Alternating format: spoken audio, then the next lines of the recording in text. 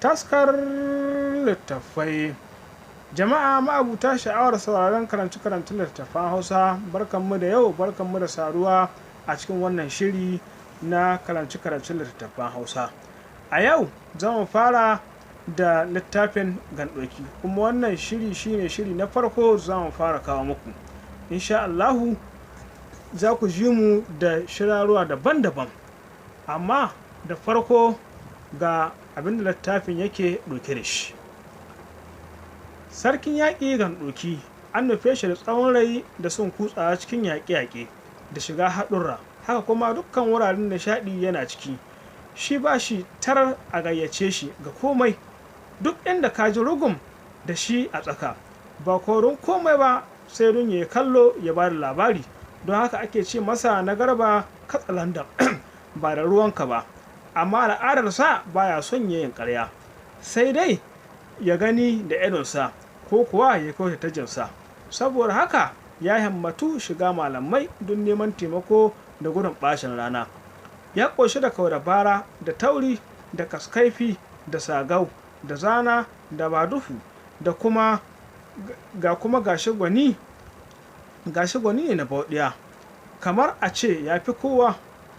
A cikin haka har ya gamo da layar kakakai kafita, da ya sami wannan muradin sai ya biya kenan, domin wanda duk ya gamo da ita ya tsira da duk musifa, ko an daka a turmi ya fita in Allah ya so.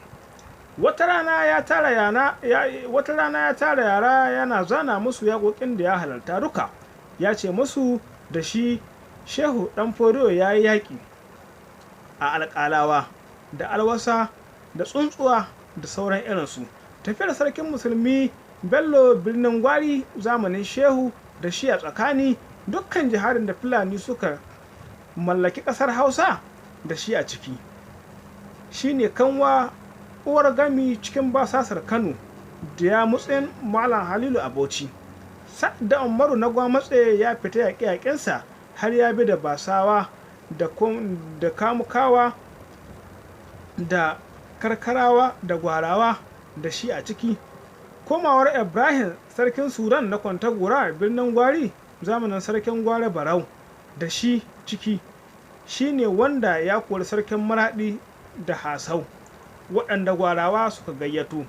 Da suka ga ba dama suka ce a mazaya ko a kai iri gida. Ana cikin haka ya ji labarin Rabe ya bayyana ƙasar Kanuri, har ya tada zaune tsaye. Da doki ya kwashe shi ya garzaya da gudu, sai can yara suka ce ƙasa sarkin yaƙi, kai baka mutuwa? Ba wata musifa da take samun ka a cikin halartar waɗannan wuraren? Ya tashi tsaye ya yi kirari ya ce, sai ni Gyauro mai ganin baɗi, a gaya wa yara Gandoki yaya halaka za ta same ni bayan an tsare ni daga gare ta, gani kuma tare da layar kakakai kafita. Ni ne nake shirin faɗa da aljannu balle mutane. Muridin aljanun da ke cikin duniyan nan duka shine kansu, ni da ƙarfin ƙafansu. Garba ni ne dodo, ko da na goye na tsoronka.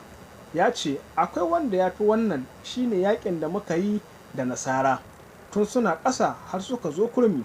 Har bida ni ne na jawo su Kwantagora, ga su da igwa da mai ruwa da bindigogi iri-iri. Da na ga mutanenmu sun tsunke sai na rabu da su na tafi har ƙasar Hindu, na yi ta yaƙi da aljannu.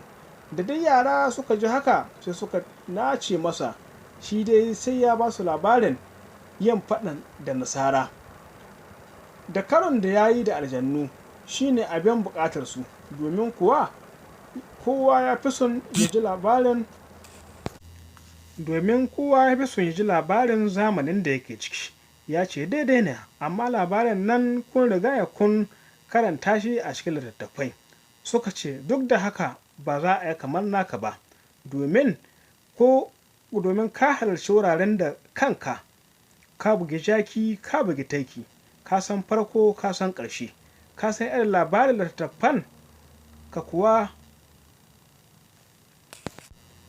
ka san labarin littattafai ka kuwa san irin labarin da muke so mu ji. har manya ma don su yi dariya. su faranta zuciyarsu, yadda duk wani yayi ba zai ƙwalƙwale shi kamar ka ba, ba za ya iya feɗi biri har wutsiyarsa yadda muke so ba, kuma mu sha'awa ce da abin ban dariya buƙatar mu ba labari ba.